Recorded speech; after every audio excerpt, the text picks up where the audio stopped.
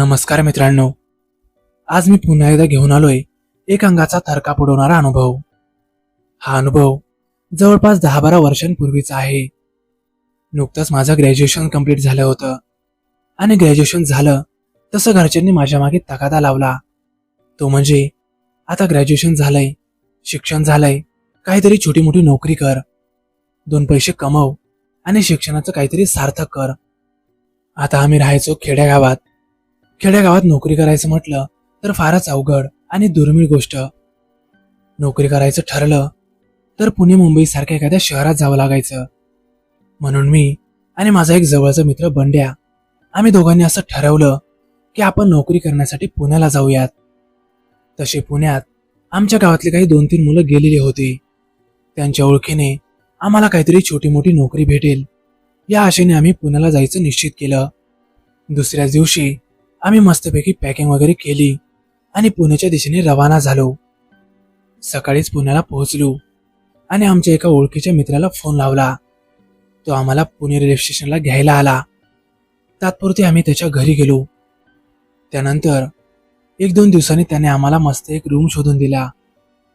एका छोट्याशा चाळीत 3ऱ्या मजल्यावर एक रूम होता. रूम म्हणजे फक्त एक सिंगल खोली.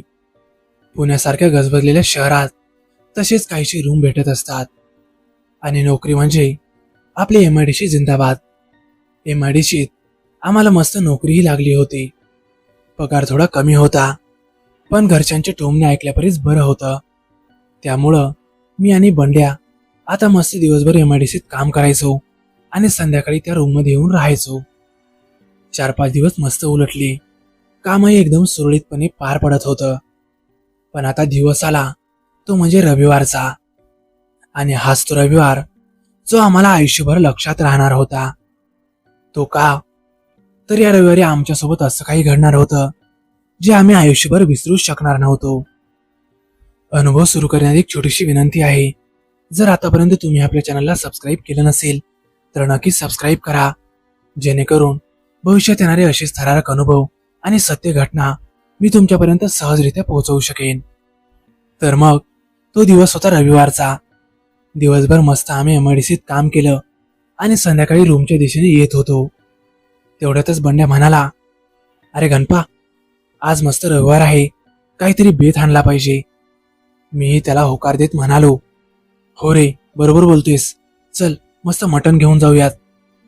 आम्ही दोघांनीही मटण घेतलं आणि रूमच्या दिशेने निघालो.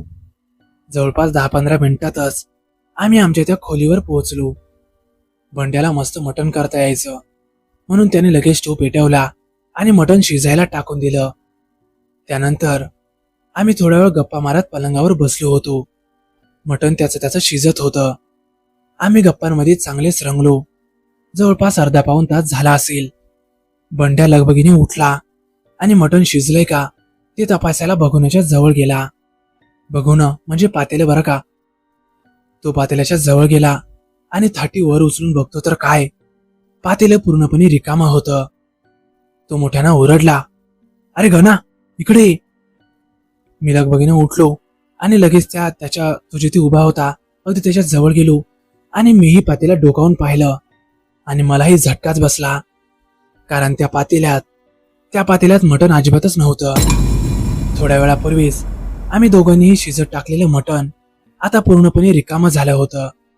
म्हणजे जणू काही पातेलं चाटून पुसून कुणीतरी खाऊन फक्त रिकामा पातेलं त्या स्टोवर ठेवलंय असंच काहीसं वाटत होतं. आम्ही दोघं अवाक होऊन एकमेकांकडे बघत होतो. आम्हाला नेमकं कळत नव्हतं की थोड्या वेळापूर्वी तर आम्ही मटण शिजायला टाकलं होतं, पण आता मात्र ते पातेलं पूर्णपणे रिकामं होतं. हे नक्की झालं तरी कसं? आता हा प्रश्न फारच मोठा होता. मी बंड्याला म्हणालो, काय रे, काय विषय असेल हा? पण बंड्या थोडासा हसला आणि मला म्हणाला, अरे काही नाही, एखाद्या मांजरा बिजराने मटण खाल्लं असेल, सोड, मी जाऊन आपल्याला मस्त वडापाव घेऊन येतो, काही काळजी नको करू. आणि तो लगबगीने घराच्या बाहेर निघून गेला. 10-15 मिनिटात बंड्या परत आला. आम्ही मस्त वडापाव वगैरे खाल्ले आणि मटण न खाताच तशीच झोपलो. मटण खायची ती इच्छा ही तशीच अपूर्ण राहिली. पण हरकत नाही, मटण नेमकं गायब झालंय हा विचार मात्र डोक्यातून अजिबातच जात नव्हता. बंड्या म्हणाला, अरे जास्त विचार करू नको, झोप निवांत, सकाळी कामावर पण जायचंय. बंड्या तसा फारच धीराचा होता. मी मात्र थोडासा भित्रा. पण मटण खरोखर गायब झालं होतं, म्हणून माझ्या डोक्यात प्रश्न सततच घोंगावत होते. जास्त विचार न करता मी लगेच अंगावर गोधडी घेतली आणि तसाच पडलो. वेळ होती रात्री 2 वाजताची. 2 वाजता अचानकच बाहेरच्या कॉरिडॉरमधून कसलासा आवाज येत होता.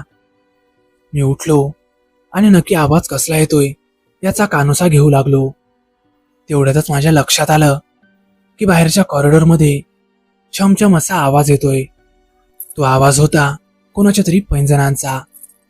मला वाटलं की बहुतेक आमच्या खाली राहणाऱ्या एखाद्या कुटुंबातील एखादी स्त्री पैंजण घालून रात्रीची फिरते.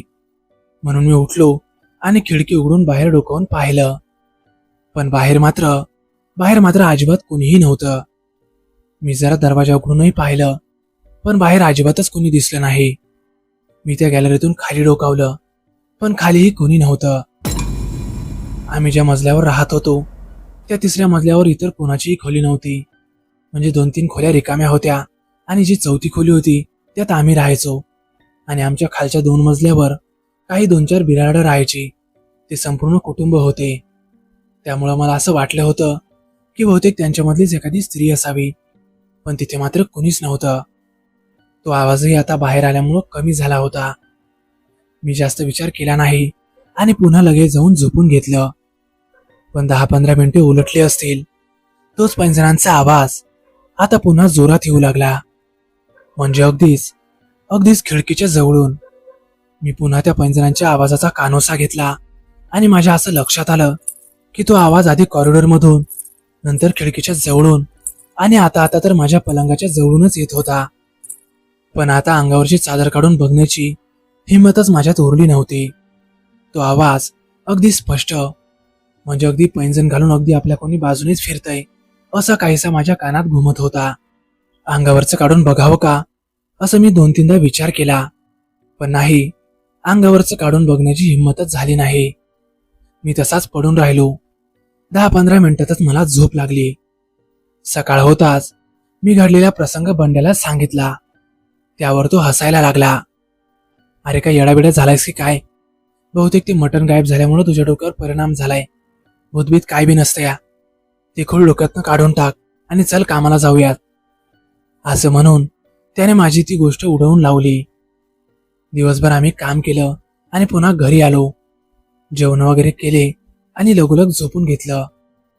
आजही रात्री 2 वाजता पुन्हा कसल्याच्या आवाजाने मला जाग आली. तो आवाज तोच होता, म्हणजेच पैंजण वाजल्याचा. आज मी निश्चित केलं होतं की काहीही झालं तरी नक्की आवाज कुठून येतोय याचा उलगडा आपण लावूनच राहायचं. मी हळूच अंगावरचं काढलं आणि घड्याळाकडे पाहिलं तर बरोबर रात्रीचे 2 वाजले होते.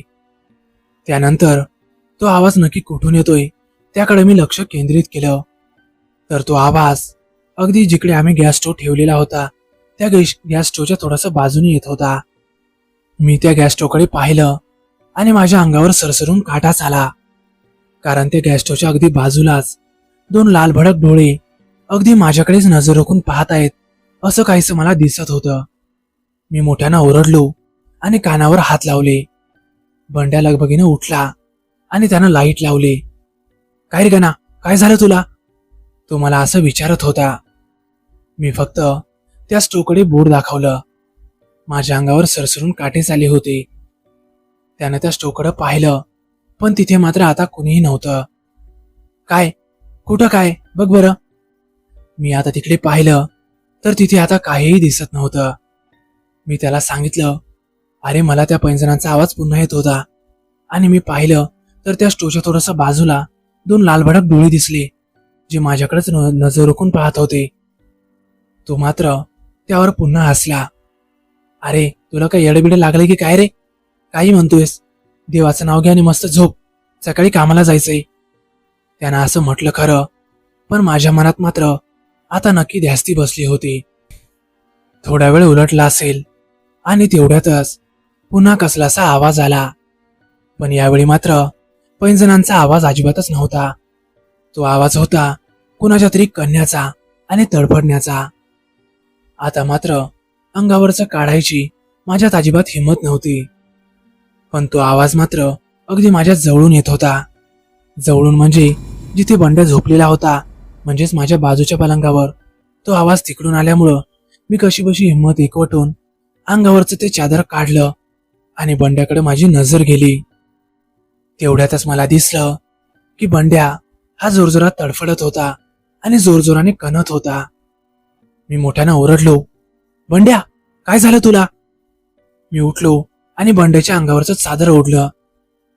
तो आता पूर्णपणे घामाघूम झालेला. तो उठून बसला आणि जोरजोरानं धापा टाकीत होता.